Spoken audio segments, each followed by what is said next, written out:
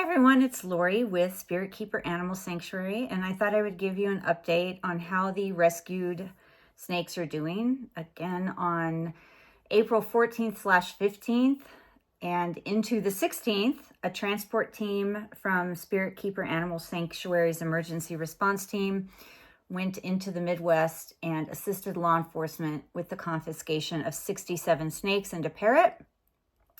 There's a playlist about it if you need to catch up. This is one of those snakes. This is Blaze. Blaze is 3 years old. He's 224 grams.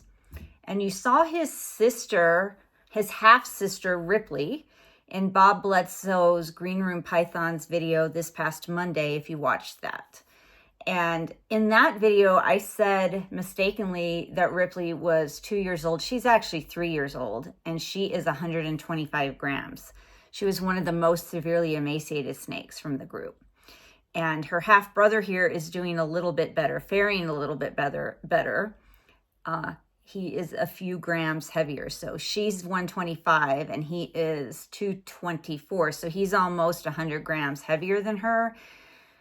And he's only 2 months older than her. So he's a June 2022 baby and she's an August 2022 baby. So both of them coming 3 this year. I thought I would show you one of the snakes that is close to being adoptable.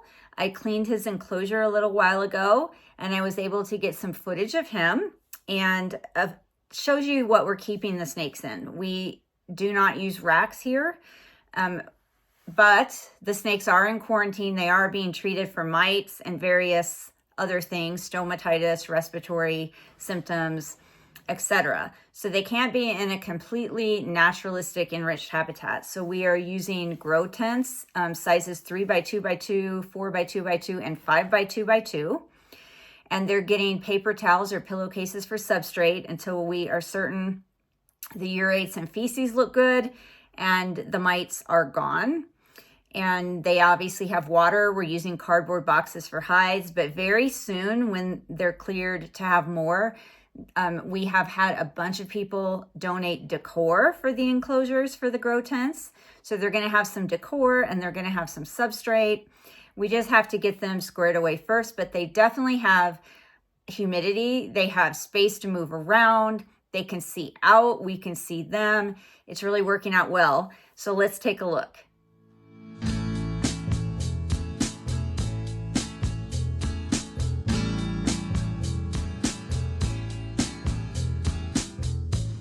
I'm cleaning Julius's enclosure and he was underneath the liner. I had to pull him out from under there and I took all of his bedding out and his water and I'm cleaning it all. But this is just an opportune time to get some really good shots of him while he's waiting for me to give him all his stuff back. But he is a little bit nervous, so I'm not going to spend long doing this. I want to give him his hides and his bedding and all that stuff back right away, but clean. Now this is Julius just hanging out on some of the other enclosures while I'm cleaning his. And he seems a little bit more relaxed than just sitting in his empty enclosure after I took all the stuff out. And then this is going to be what the inside of his enclosure looks like after I've cleaned it. I've put clean paper towels, clean water. He's got new cardboard boxes. I will put the pillowcase in there with him that he arrived in. So our rescue team, our transport team, put all of the snakes in pillowcases, rented a van. They had to fly there, rent a van, put all the snakes in pillowcases when they carried him out of the house, put them in transport tubs in mass, and then brought them to Spirit Keeper Animal Sanctuary in Colorado. Each one has some identification markings on the pillowcase, an identification number, and some of them even have a name. And so I have just been sticking their pillowcases in the enclosures with them, not only as a secondary backup to identify the snake that's in the enclosure, but it also obviously smells like them after riding in it for 10 hours to Colorado. And then it's also an emergency bag that's there if we were to have to evacuate or something. It's wildfire season here in Colorado. We got an evacuation order 2 or 3 weeks ago. So it could happen. So leaving a pillowcase in with each snake is just a quick way that if we needed to, we could grab them out, put them in the pillowcase and get out. Also just a way to identify them and something that hopefully has got scents on it that the snake recognizes as their own. There have been studies that show snakes, in particular male snakes, recognize their own scent.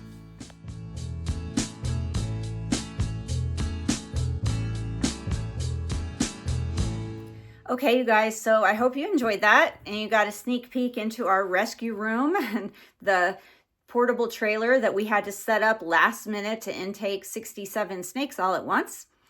And I will try to keep you posted as things go along, but I'm extremely busy. And if it wasn't for my amazing team that's handling fundraising, that's handling resources and logistics, ordering supplies, picking up supplies, that's handling the public relations and community relations and communications, all of that stuff, record keeping. I have an awesome person keeping records for me. It helps because then that just leaves me to be able to take care of the veterinary stuff and to physically take care of the 67 snakes, which is pretty much taking up all my time in addition to my own snakes, the snakes that were already in Spirit Keeper Animal Sanctuary's rescue program, the horses that are in the sanctuary program, and the dogs and cats that are in the sanctuary program. All of that I am the caretaker for. If you are interested in donating specifically to these snakes, you can donate to their medical expenses at Critter Care Animal Hospital. And Dr. Liza Pfaff is their amazing fear-free certified exotic veterinarian. You can call the clinic at 720-961-8550 and donate directly to the special account set up just for these rescued snakes.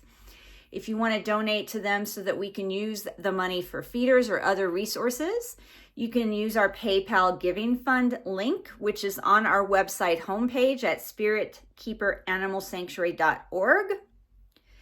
And until next time, everybody please remember to always be kind and love your animals.